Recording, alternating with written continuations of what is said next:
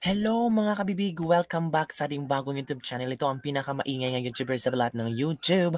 Ako si Kabibig, maglebak-lebak na tayo with evidence. Ito lang ating pag-uusapan sa araw na ito. Nako mga kabibig, maraming mga netizen ang gustong paimbestigahan itong nangyari sa anak ni Nino Mulak.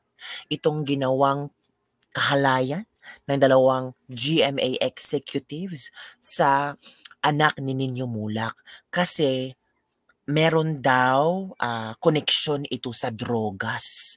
Nako, it means hindi pala natatapos ang drug war. Akala ko maganda ang drug war ni Pangulong Bongbong Marcos. Bloodless ang drug war ni Pangulong Bongbong Marcos. Pero ano ito nangyari? Bakit yata mga malalaking tao at mga mayayamang tao gumagamit ng polboron? Kaya sabi ng ilang mga netizen, kailangan ay magkaroon ng Senate hearing or Congress hearing itong nangyari sa anak ni Nino Mulak na related sa drogas daw mga kabibig. Kaya the other day, pumunta na si Nino Mulak kasama ang kanyang anak at nagsampa na ng kaso sa NBI mga kabibig. Oo, yan ang pinag-uusapan ngayon at talagang maraming mga tao ang gustong makamit ng ang hustisya para sa mag-ama. Kasi ano na rin natin si Nino Mulak. Kasama na niyan si Nino Mulak kasi si Nino Mulak ay talagang lumalaban para sa kanyang anak mga kabibig. So eto, manood tayo mga kabibig na isang video kung saan pumunta si Nino Mulak kasama ang kanyang anak na nagsampa na ng kaso sa NBI mga kabibig. O yan mga kabibig ha. Kita nyo naman mga kabibig. Nagpunta na sila sa NBI. Nagtungo na sa NBI sina Nino Mulak at ang anak na si Sandro Mulak para maghain ng formal na reklamo laban sa dalawang independent contractors ng GMA Network na sina Jojo Nones at Richard Cruz. Yan mga kabibig ha.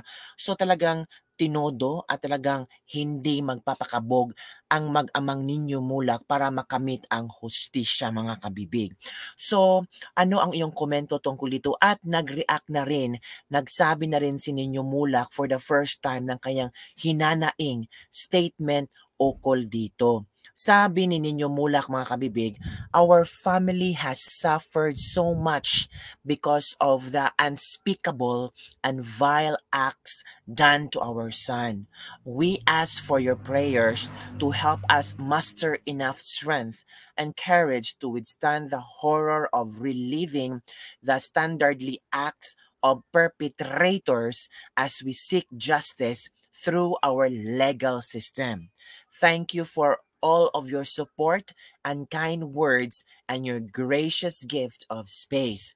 We truly appreciate it. Nino Mulak. Samantala, nagsalita din ang ina ni Sandro Mulak. Sabi ni Sandro Mulak na si Abby, ang asawa ni Nino Mulak, may matapang na mensahe sa mga gumagawa ng kasamaan sa kanyang anak. Sabi ni Abby, ni Dayan, Abby, pinalaki at iniingatan naming mabuti ang aming mga anak na puno ng pagmamahal at pag-aaruga, tapos wawalang hiyain lang ng mga kung sinong tao na binabalot ng kademonyuhan sa katawan para magawa yung ganong klaseng kababuyan. Hindi kami makakapayag na hindi namin makakamit ang hustisya habang buhay na dadalhin ng anak namin yung kababuyang ginawa niyo sa kanya. Wala kaming pakialam kung sino kayo o kung sino ang poprotektahan sa inyo. Ituloy namin ang laban, managot ang dapat managot. Tama lang naman, sumisigaw sila ng katarungan para sa kanilang anak. Kaya sabi ng ilang netizen, may drug war si Pangulong Bongbong Marcos at sabi-sabi na ito daw dalawang independent contractors ng GMA ay gumagamit ng polvoron, mas mabuti yata na imbestigahan ito para malaman kung saan sila nakabili ng polvoron. Baka dahil sa kanila ay lalong lumawak ang gustong drug war, bloodless ni Pangulong Bongbong Marcos. May point naman ng ibang mga netizen na nagagawa nga itong mga yung paggamit ng polvoron sa mayayaman, 'di ba? Sikat na mga personalidad. Dapat sila yung una daw na makatikim ng drug war ni Pangulong Bongbong Marcos. So mga kabibig, ano ang iyong komento tungkol dito na ang tinaw ay talagang pinag-uusapan ito na hindi yata matatapos itong pinag-usap-usapan na ito hanggang hindi makamit ni Ninyo Mulak ang hustisya ng kanyang gustong makamtam. Samantala mga kabibig ay nakipag-usap na yata or Ninyo Mulak already tawag dito nagsalita na tungkol sa GMA Network na kung saan ay sabi ni Ninyo Mulak na hindi mo na siya magbibigay ng mensahe para sa GMA hanggang hindi sila maka-file sa NBI. So, I think Ninyo Mulak already filed to NBI, so possibly ay makipag-usap na siya sa GMA Network, mga kabibig. So, ano kaya ang maging resulta nito? At makakamit ba kaya ni Ninyo Mulak ang tawag dito, ang hustisya na gusto nilang makamtan. Ako. So, ito pa mga kabibig, marami din mga netizen ang talagang sinuportahan ang gusto Ninyo Mulak na makamit ang hustisya. Pero ako naman po mga kabibig, it's still a case. So, pag-uusapan pa ito at may mga statement din naman yung kabilang kampo na dinideny yata nila ang aligasyong ito. So, talagang medyo komplikado ang istoryang ito.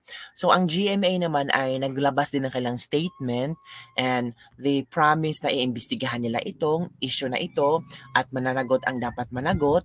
'Di ba mga kabibig? So, nakakaawa din ang batang ito kasi simula lang na yung karera tapos ito na ang nangyari ngayon. Ako, grabe naman po mga kabibig, 'di ba? So, sana makamit ni Ninyo Mulak ang hustisyang pinapangarap niya. And ano sa palagay niyo, kabibig?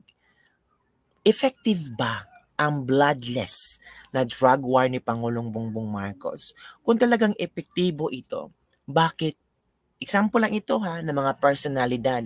Sabi nila pinainom daw something or itong batang anak ni Ninyo Mulak kaya pinainom daw ng dalawang executive.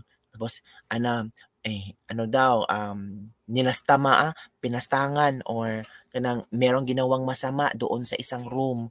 Kaya nga parang hingi ng tawad daw, ewan ko gulong-gulo talaga ito.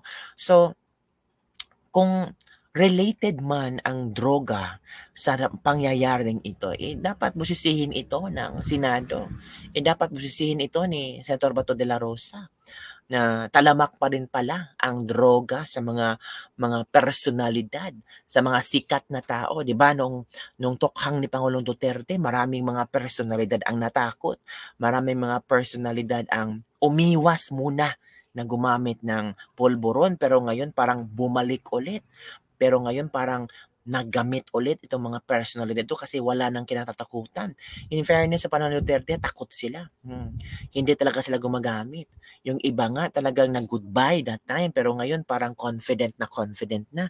Ito kaya ang tinatawag na bloodless na drug war ni Pangulong Bongbong Marcos. Sana maimbestigahan ito para matuntun kung saan sila bumili ng kung totoo man di umano na talagang nilagyan ng polvoron yung inumin ng bata para maano siya, 'di ba mga kabibig? So, ang isyung ito ay maraming pwedeng talakayin mga kabibig.